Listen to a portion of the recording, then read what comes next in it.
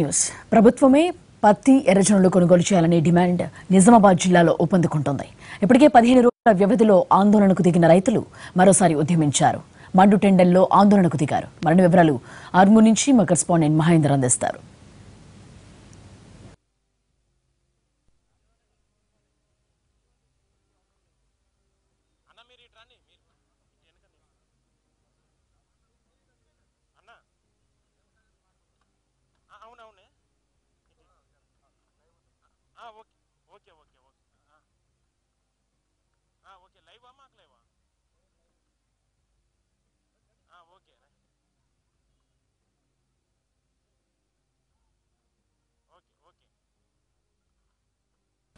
ప్రభుత్వమే పత్తి ఎర్రజొన్నలు కొనుగోలు చేయాలన్న డిమాండ్ నిజామాబాద్ జిల్లాలో ఊపందుకుంటోంది. ఇప్పటికే 15 రోజుల వ్యవధిలో ఆందోళనకు దిగిన రైతులు మరోసారి ఉద్యమించారు.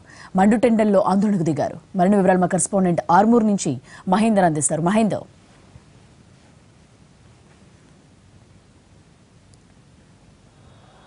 జ్యోతి, ఆర్మూర్లో రైతుల ఆందోళన కొనసాగుతుంది. ఉదయం 10 గంటలకు కూడా రైతులు రోడ్డుపై బైఠాయించి కూడా ఆందోళన చేస్తున్న పరిస్థితి కనబడుతుంది. ఆర్మూరు డివిజన్ పరిధిలోని మొత్తం 3 నియోజకవర్గాల నుంచి కూడా పెద్ద ఎత్తున రైతులు ప్రస్తుతం మహాధర్నాకు తరలివస్తున్న పరిస్థితి కనబడుతుంది. మనం ఒకసారి విజువల్స్లో చూసుకోవచ్చు. మొత్తం 3 అంటే ఆర్మూర్ డివిజన్ పరిధిలోని బాల్కొండ, అదేవిధంగా ఆర్మూరు, నిజామాబాద్ రూరల్ 3 నియోజకవర్గాల పరిధిలోని 14 మండలాల నుంచి కూడా పెద్ద ఎత్తున రైతులు ప్రస్తుతం మహాధర్నాకు తరలివస్తున్నారు. ఇప్పటికే 2000 మంది వరకు కూడా రైతులు ప్రస్తుతం మహాధర్నాకు చేరుకున్నారు. వారు రోడ్డుపైనే బైఠాయించి కూడా వంటవార్పు లాంటి కార్యక్రమాలు చేస్తున్న పరిస్థితి కనబడుతుంది. ఇప్పటికే 15 రోజుల వ్యవధిలో 3 సార్లు రైతులు ఆందోళనకు దిగారు. అయితే ప్రభుత్వం నుంచి ఎటువంటి స్పందన రాకపోవడంతో కూడా ఇవాళ మరోసారి కూడా పెద్ద ఎత్తున కూడా వాళ్ళు ఆందోళన కార్యక్రమానికి కూడా శ్రీకారం చుట్టిన విషయం తెలిసిందే. దీనిలో భాగంగానే వాళ్ళు ఇవాళ చెలో ఆర్మూర్ కూడా పిలుపునిచ్చారు. దీనిలో భాగంగానే ఒక్కొక్క ఇంటికి కూడా 2 చొప్పున రైతులు ఇవాళ మహాధర్నాకు కూడా తరలి వచ్చారు. ప్రధానంగా ప్రభుత్వమే గిట్టుబాటు ధర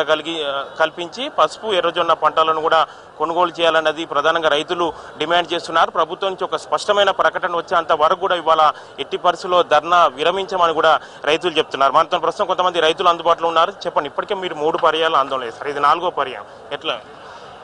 మేము ఇప్పటికీ ఈ ఎర్రజొన్న పంటకు గత ప్రభుత్వమే చెప్పడం జరిగింది. గతంలో 2300 కొనడం జరిగింది ప్రభుత్వమే.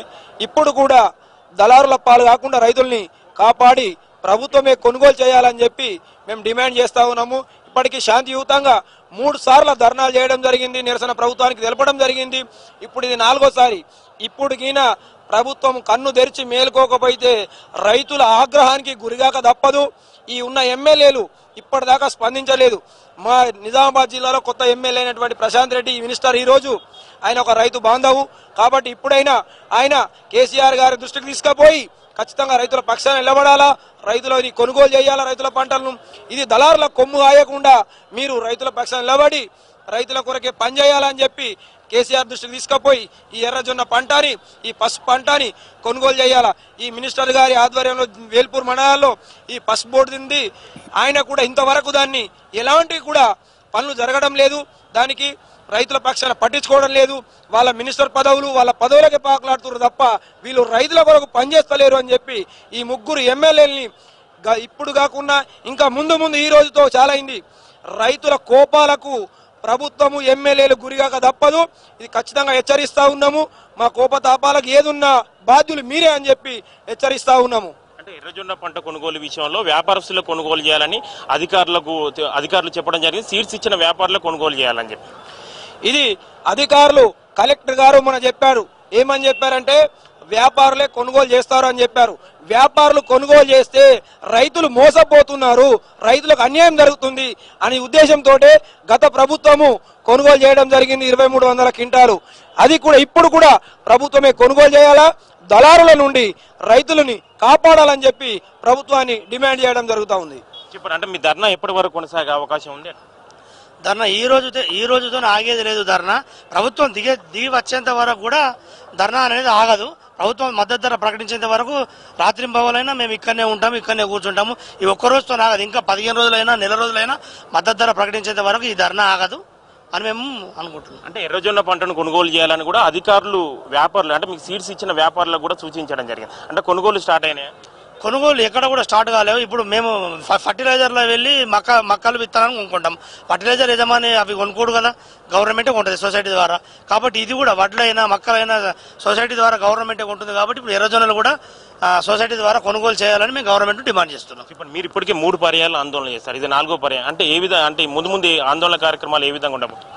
మద్దతు ధర ప్రకటించేంత వరకు ఉద్యమం చేస్తూనే ఉంటాము. మాకు మద్దతు ధర కావాలి, మద్దతు ధర కల్పించాలని ప్రభుత్వాన్ని కోరుతున్నాం. అంటే మీరు ఇప్పుడు 3 సార్లు చేశారు ఆందోళన, ఇది 4వసారి. ఎట్లా? ఇప్పటి వరకు శాంతియుతంగా చేసినాము, వంట వార్పు ఇవన్నీ అయినాయి. ఇక నుంచి ఏం జరిగినా దీనికి మన గవర్నమెంటే బాధ్యత వహించాలా. ఇప్పుడు